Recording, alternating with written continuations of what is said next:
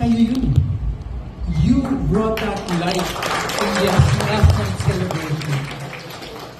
At ang gusto kong tanong sa mga teachers ninyo ay, ano bang pinakain nyo sa batch na to? Bakit ang husay-husay?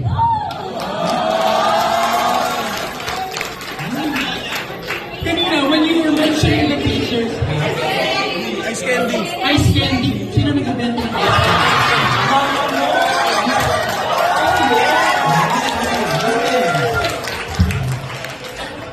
Kailangan may side hustle tayo. Importante yun. But really, I was a bit struck, no, when you asked us to really stand up and applaud your teachers. And I was whispering to Ralph, oh, please take note, there are no Jesuits among the teachers. Kasi kung meron Jesuits, malamang kukulangin, malamang mawala kayo sa tamang landas. Mabuti na lang.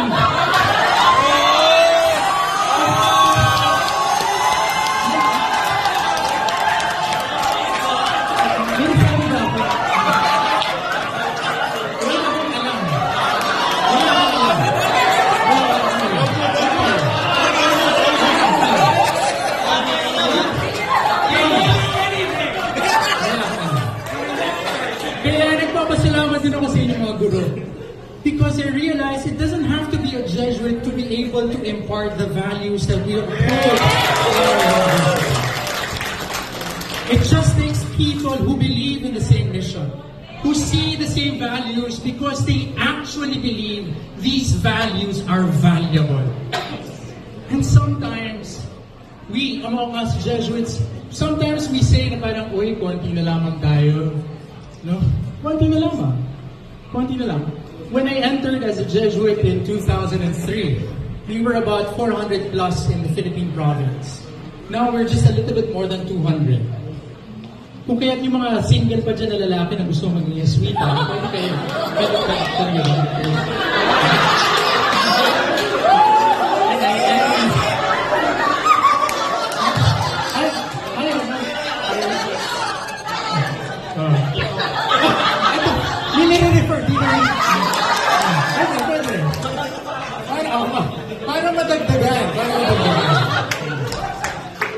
But going back again to my experience last night, what made it even more memorable for me was not just the fireworks that were fantastic and the wonderful singing of the band, until nung medyo gabi na meron ibang kumakanta atang nakasama. Narinig ko from my room Nagising ako bigla Yung iba na yung kanta But more than those, I really feel what has set that evening, apart from all the other evenings, are really the choices that you've made and the priorities you've set. And it came across so naturally, not just with the speeches, but with who you are as a batch coming together. Sabi kanina, in just a matter of a year, we're able to raise 1 million. So because of that, we're going to extend. Tayo ulit next year.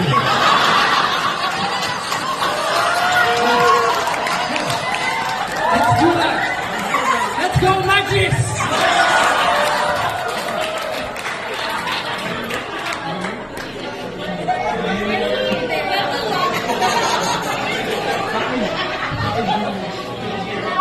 But really, your incredible contribution is not just the 1 million that we receive, but your incredible contribution is who you are. When you speak of Magis, as I was mentioning this a while ago, it really means not just the more that we know. It has to be coming from something deeper than that. It has to be coming from love. Kapag mahal mo ang tao, magbibigay ka. Kahit ano pa yan. Totoo, di ba? At naniniwala ako, magsasalita pa ako. Naniniwala ako yung pagmamahal na yan ay buong-buo sa inyo. Unang pagmamahal para sa Ateneo, pagmamahal para sa inyong mga guro, pagmamahal para sa isa't isa, pero parang karamdam ko pagmamahal din sa susunod na henerasyon ng mga Atenista.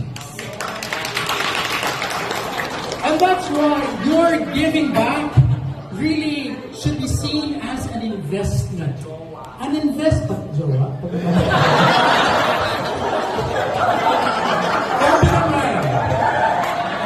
Huwag naman sa jowa. Ibibigay mo lahat sa jowa. Investment.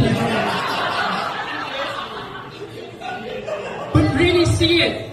What you've given is really an investment. And it will bear fruit, not just because you've contributed already tonight, but because I know you will follow through. Not with another million, but if you can, sure. Not with that, but with your lives. Please, please, please, I beg you, please, continue to be role models for our Athenians. Please. And not just for the younger ones, but even for the not so young ones. Let them know what Magis really means.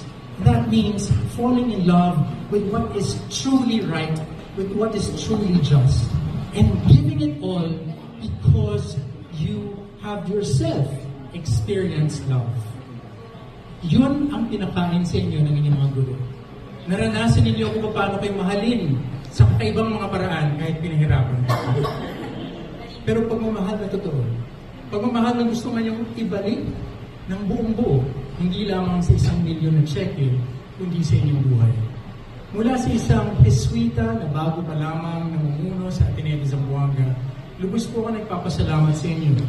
Dahil pinakita nyo at pinaalala nyo muli sa amin how it is to be a Jesuit University. With your values, with the way you love, with the way you give. May you continue to give more of yourself because you've received God's great love each day. God bless you all and thank you, thank you, thank you, thank you. Maraming salamat po sa inyo. Thank you, thank you, thank you. Next year, welcome! Next year! Next year! Thank you. Thank you. Thank you very much, Father Arnab, for your very heartwarming message. O diba? Hanga-hanga talaga.